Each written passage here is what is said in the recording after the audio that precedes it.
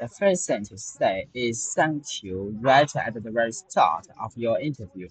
So, the start of your job interview, when the hiring manager says to you, please introduce yourself. Begin your response by saying this. Thank you for giving me the opportunity to be interviewed for this position today. Now, the short but powerful statement shows you have good manners and you will really have to build connection with the hiring manager. The second thing to say in your interview is you have to research the company and you genuinely want to work there. Now, the most candidates want a job and they don't care which company it is with. Now, the problem those candidates present to the hiring manager is they don't stay in this job very long.